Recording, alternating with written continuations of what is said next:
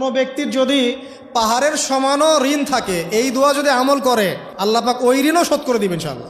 রিজিক তো বাড়বেই ইনশাআল্লাহ, আপনার যত ঋণ আছে ইনশাআল্লাহ আল্লাহ পাক শোধ করে দিবেন। বিশ্বাস করলেন না? এই দোয়া শিখাই দিচ্ছি, এই জন্য আমাকে হাদিয়া দেওয়া দরকার, স্পেশালি আমাকে এখন হাদিয়া দেওয়া দরকার। এটা গুরুত্বপূর্ণ দোয়া শিখাই দিচ্ছি। আর ঋণ কেমন জানেন? ওই যে এখন মানুষ ঋণ নিচ্ছে 1 কোটি টাকা ব্যাংক থেকে, 2 কোটি টাকা ব্যাংক থেকে, হ্যাঁ, কত বছর, 10 বছরের জন্য, 20 বছরের জন্য বাড়ি করছে, তাই না? তার ধারণা এমন যে সে মারা গেলে তার ঋণটা কেউ না কেউ শোধ করে দিবে, তাই তো? আর আল্লাহর রসুল কি বলছেন দেখেন, একজন মারা গেছেন, নবী সাল্লাল্লাহু আলাইহি ওয়াসাল্লামের সময় একজন মারা গেছেন। তো নবী করিম সাল্লাল্লাহু আলাইহি ওয়াসাল্লাম বলছেন, এই ব্যক্তির কি কোনো ঋণ আছে? একজন সাহাবী বলেন, হ্যাঁ ইয়া রাসূলুল্লাহ, তো ঋণ আছে। নবীজি বললেন, তোমরা ওর জানাজা পড়ো, আমাকে ডেকো না। তোমরা ওর জানাজা পড়ে নাও, আমি জানাজা পড়তে চাচ্ছি না। আমি এখন কেমন করে আপনাকে বুঝাবো ঋণ কত ভয়ঙ্কর জিনিস। আপনি যে ব্যাংক থেকে 3-4 কোটি টাকার লোন নিয়ে রাখছেন, লাখ লাখ টাকা লোন নিয়ে বসে আছেন, দিব্যি সুখে বসে আছেন, এমন চিন্তায় যে আপনার মৌত হবে না।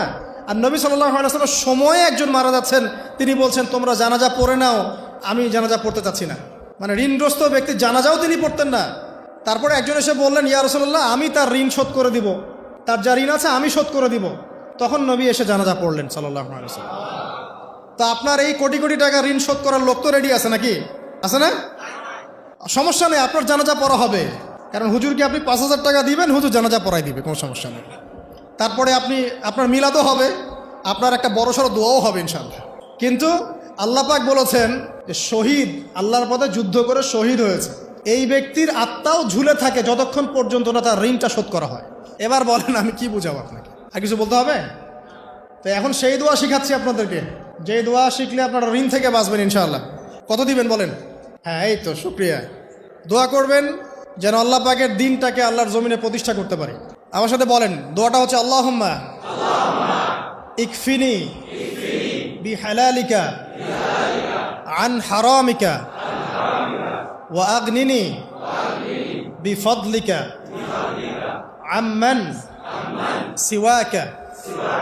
এই দোয়াটা ছোট না, এটা মুখস্থ করবেন, সেজদায় পড়বেন, নামাজের সেজদায় পড়বেন, আত্তাহিয়াতু দরুদ শেষ তারপরে পড়বেন, নামাজ শেষে হাত তুলে করবেন, যখন তখন শেষ রাতটা করবেন। ইনশাআল্লাহ দেখবেন আপনার ঋণ বলতে কিছু থাকবে না ইনশাআল্লাহ। যদি থাকেও, বড় কোনো ঋণ থাকেও, আল্লাহ পাক অন্য কোনো মাধ্যমে এটা শোধ করার ব্যবস্থা করে দিবেন ইনশাআল্লাহ। আমার জীবনে এমন ঘটনাও ঘটেছে, এটা এখন গল্পটা মনে পড়ে গেল তাই বলছি, যে 1,20,000 টাকা ঋণ আছে আমার, শোধ করার কোনো অপশন নাই। আচ্ছা, আমার চোখে ধরা পড়ছে না যে 1,20,000 টাকা আমি কেমনে দিব।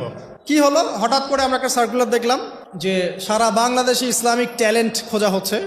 2000, এটা মনে হয় 17 কি 18 সালের কথা, হ্যাঁ 18 না?